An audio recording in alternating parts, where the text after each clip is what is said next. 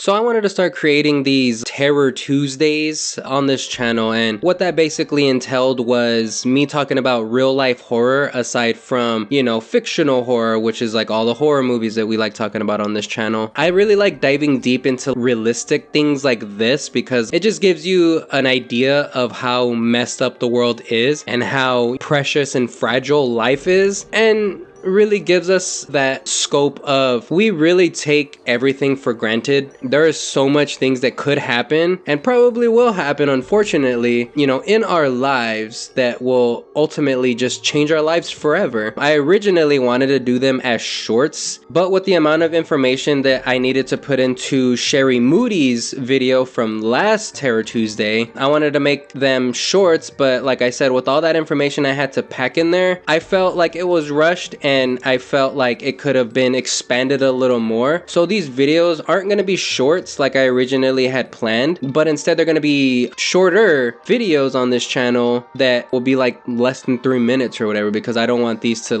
linger on more than they need to, because I just want these quick little horror stories that I can put out every Tuesday and have that as content for this channel, because I feel like I've been neglectful with this channel, especially with the minor amount of success that I have gained in the last month or two, which by the way, I'm super appreciative of that, and I'm happy that I've gained so many followers and subscribers in that amount of time. So again, welcome to everybody who is new and who has subscribed. Is the background too bright? I have my window open and it's very cloudy today, so I don't know if it's overwhelmingly bright.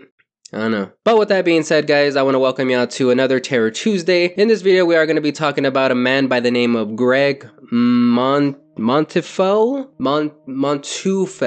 I believe that's how you say his name. If I am saying it incorrectly, I apologize. But this is going to be a man who lost partial parts of his arms, his legs, and unfortunately his face as well, more so his nose. He is a 49-year-old man as of 2018, so that would put him at like mid-50s now. And you may be wondering, how did this even come to be? How did he lose his limbs, and how did he lose partial parts of his face? Real quick, and I know this is kind of a similar story to Sherry Moody on my last Terror Tuesday. If you haven't seen it, go check it out. It's gonna be right up there. These stories are very similar, and it's very scary knowing that this could happen, to myself, to you, to somebody you know. It makes you really think about life a little more. But for those of you who are unaware, just like I was before I came across this story, I genuinely believe that our pets were harmless, like our beloved cats or our beloved best friend, the family dog. I always thought they were super harmless, licking your face, licking your kids' faces, things like that. They like to play as well. They're just furry children. Aside from the stinky breath that they do have, what else is there that is harmful? But let me tell you,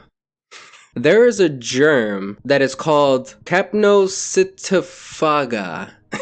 I believe that's how you say that. I'm gonna put it right here. And this is the germ that just lives inside of your pet's mouth. And this one germ is specifically what caused Mr. Manteufel to lose parts of his arms, his legs, and his face. And before anybody says that I'm fear-mongering, oh, you should be afraid of your pets and you shouldn't pet them or let them lick you in any way, before we get into any of that, I just want to preface this by saying this bacteria is seemingly harmless and never really leads to anybody getting sick, unless of course you have a compromised immune system. Unfortunately for Greg, his immune system was fine and he was perfectly healthy. And he claims to have never used his health insurance until this incident. This case is extremely rare, and the Medical College of Wisconsin had no explanation for why he became so ill. And this all started back in 2018 when he started experiencing fever, vomiting, and also diarrhea. Upon his visit to the hospital, the doctors did some blood work on him and found said disease. I'm not gonna keep pronouncing it because I'm just gonna keep butchering it because it's such a long word. I'm just not. But with this bacteria in him, it caused sepsis. And if we know anything from my last Terror Tuesday, sepsis is a severe blood infection which drops your blood pressure and causes your organs to fail if not treated quickly. Do what you have to keep me alive, he told the doctors. And like anybody in his situation, we would of course say the same thing as well. And just like he says he had so much to live for, he had a wife of 16 years. He had a 26-year-old son. He was working on his Harley. He was a skilled painter of houses. He had a whole life, including Ellie, his pup. And so he persisted, and through more than 20 surgeries, including amputations. And this is crazy just to even think about, because, you know, you could be playing with your dog one day and then the next day you're losing your arms and your legs and partial parts of your face. That shit's crazy. But through all of this, just like Sherry Moody, I feel like I'm just gonna keep going back to Sherry Moody because this is so similar to that. You know, I don't know how optimistic I would be personally with going through all of this,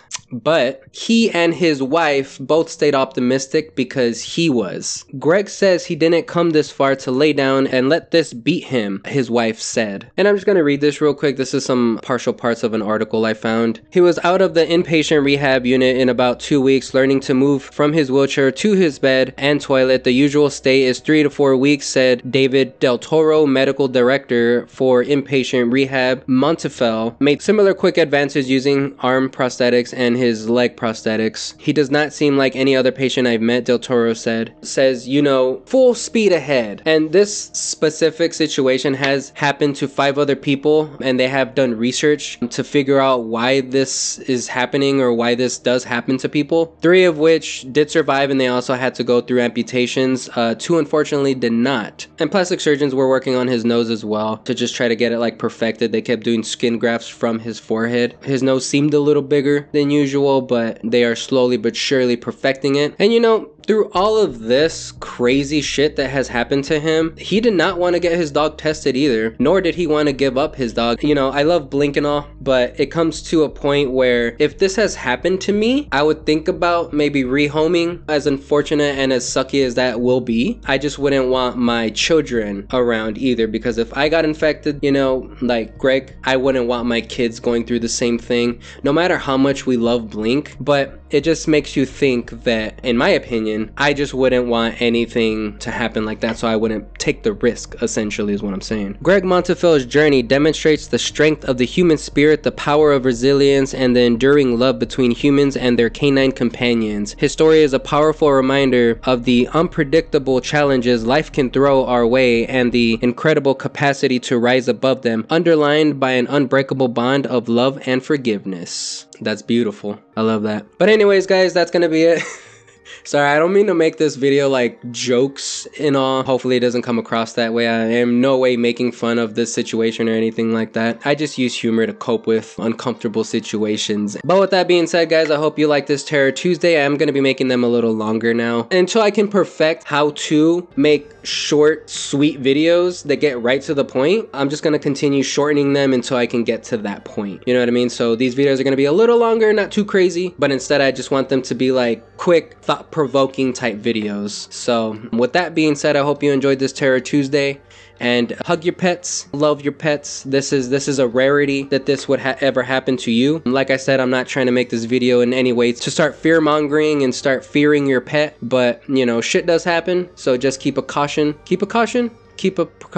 just be cautious. Just be cautious of your pet, is all I'm saying. Get yourself tested if you're of the age to start going to the doctor regularly, which I am. I need to actually make my doctor's appointment, if I'm being completely honest. It's been like a month now and I haven't done that. But I will go. But with that being said, guys, I'll see you on the next video, and yeah. Alright. Later.